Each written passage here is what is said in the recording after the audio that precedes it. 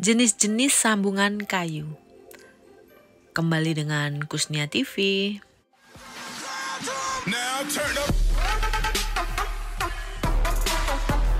Berbagi ilmu tentang teknik sipil, konstruksi, dan bangunan. Simak video ini baik-baik ya.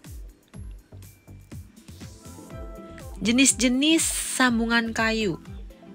Karena kayu merupakan bahan bangunan alam, maka dari pohonnya, kayu dapat dibentuk berbagai macam ukuran yang berupa balok dan papan.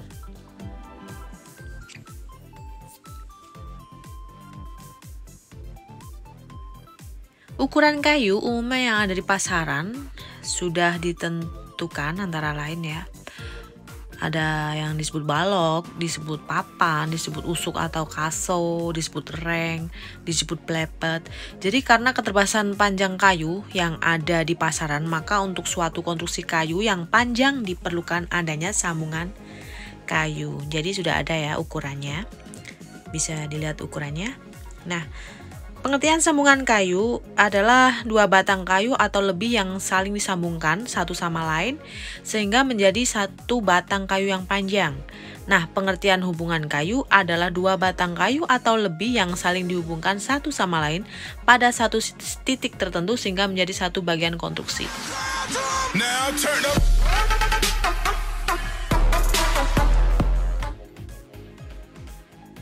Perlu diperhatikan juga syarat-syarat hubungan kayu antara lain dibuat sederhana mungkin tapi kokoh, hindari mekanik kayu yang dalam, perhatikan penempatan sambungan, harus tahan terhadap gaya yang bekerja padanya, konstruksi sambungan dibuat yang pas, jangan menggunakan kayu yang cacat, maka dari itu diperlukan sambungan dan hubungan terhadap kayu tersebut.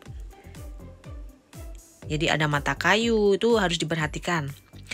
Nah, pada prinsipnya, sambungan kayu dapat dibagi menjadi 3 macam, yaitu pertama sambungan kayu arah memanjang, kedua sambungan kayu arah melebar, dan ketiga sambungan kayu menyudut.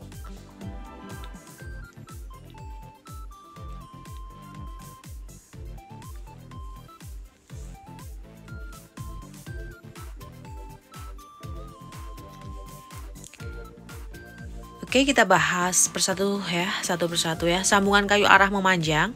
Sambungan kayu arah memanjang ada 2 macam, yaitu memanjang arah mendatar, misalnya sambungan bibir lurus berkait, sambungan bibir miring berkait.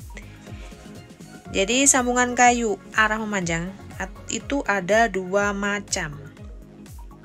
Ya, kita bahas satu dulu ya, sambungan kayu arah memanjang arah mendatar. Nah, itu ada sambungan bibir lurus. Di sini ada potongan detail kayunya. Dari tegak bibir lurus, nah seperti itu, tampak depan, tampak tas, posisi balok rebah kayak gitu, tampak samping. Nah, kalau inilah ada detail sambungan bibir lurus terkait. Jadi beda dengan sambungan bibir lurus ya. Bisa dilihat dari tampak depan dan tampak samping. Kemudian sambungan bibir miring. Ini biasa digunakan pada saat pembuatan kuda-kuda ya. Kuda-kuda kayu. Sering digunakan pada pekerjaan atap rumah. Dan sambungan bibir miring berkait. Ini juga tentunya dipakai untuk atap rumah ya. Konstruksi kayu atap rumah seperti kuda-kuda gitu. Balok ring gitu. Nah, yang kedua memanjang arah tegak, misalnya sambungan takian lurus, sambungan mulut ikan, sambungan takian lurus rangkap, dan sambungan purus lurus.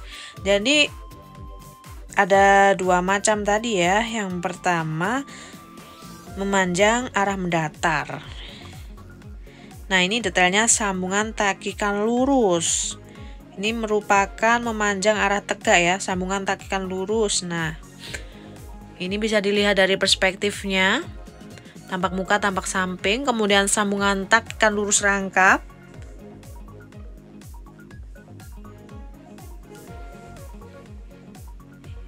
Pelan-pelan bisa memahami dari perspektif, tampak muka, dan tampak samping. Nah, ini adalah takik lurus mulut ikan nih. Kenapa dinamakan seperti mulut ikan ya? Karena bentuknya seperti mulut ikan. Bisa dilihat detail potongannya, tampak muka, tampak samping. Kemudian terakhir sambungan purus lurus. Jadi ini gampang banget, tinggal dipotong lurus aja. Ini tegak ya. Nah, oke, lanjut. Sambungan yang kedua adalah sambungan kayu arah melebar. Nah, sambungan kayu ada dua macam, yaitu melebar arah horizontal, kebanyakan digunakan konstruksi lantai.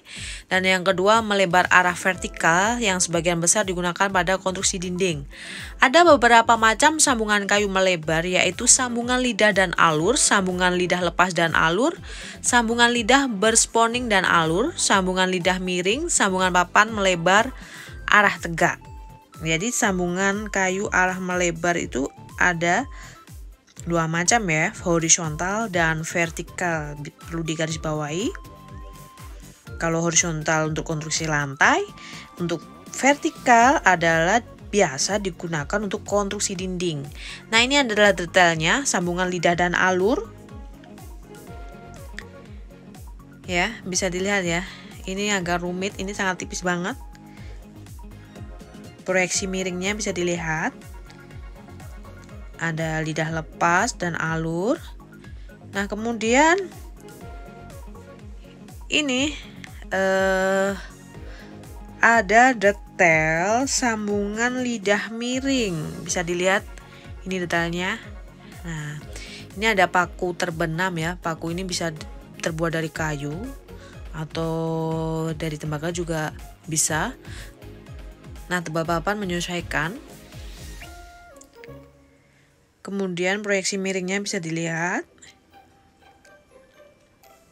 Melebar arah vertikal yang sebagian besar digunakan pada konstruksi dinding ya kan.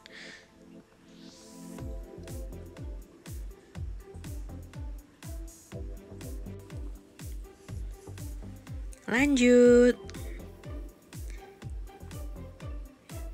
Ini adalah konstruksi dinding ya, biasa digunakan di konstruksi dinding. Selanjutnya adalah sambungan kayu menyudut. Sambungan kayu menyudut yaitu sudut siku dan kedua yang membentuk sudut miring. Bentuk sambungan kayu menyudut ada tiga macam, yaitu sambungan sudut, sambungan pertemuan, dan sambungan persilangan.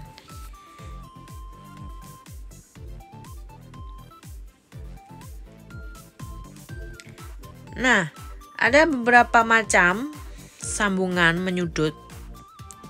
Beberapa macam sambungan kayu menyudut yaitu sambungan takikan lurus, sambungan purus dan lubang terbuka, sambungan purus dan lubang dengan spatpen purus alur, sambungan takikan lurus ekor burung, sambungan purus dan lubang terbuka, sambungan purus dan lubang tertutup, sambungan purus dan lubang dengan gigi garis bagi, sambungan takikan lurus ekor burung, sambungan raveling ekor burung, sambungan furloof.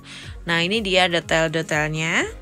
Sambungan purus dan lubang dengan spatpen, ada proyeksi miring, lubang, spatpen-pennya seperti apa.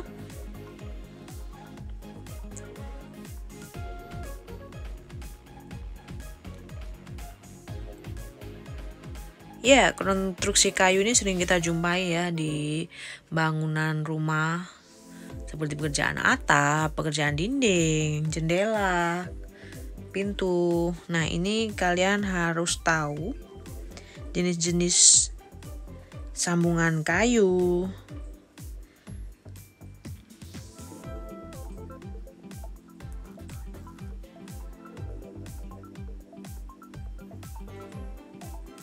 Jenis-jenis hubungan kayu. Jadi tahu apa perbedaan sambungan dan hubungan ya. Sekali lagi, kalau sambungan kayu itu adalah dua batang kayu atau lebih yang saling disambungkan satu sama lain sehingga menjadi satu batang kayu yang panjang. Nah, kalau hubungan kayu adalah dua batang kayu atau lebih yang saling dihubungkan satu sama lain pada satu titik tertentu sehingga menjadi satu bagian konstruksi. Nah, terima kasih ya sudah menonton video ini, dan jangan lupa like, comment, share, dan subscribe agar aku tetap semangat membuat konten-konten menarik tentunya. Dan setelah ini akan saya upload keseharian tentang kura-kura kesayangan. Sudah lama tentunya ya kan. See you. Assalamualaikum warahmatullahi wabarakatuh.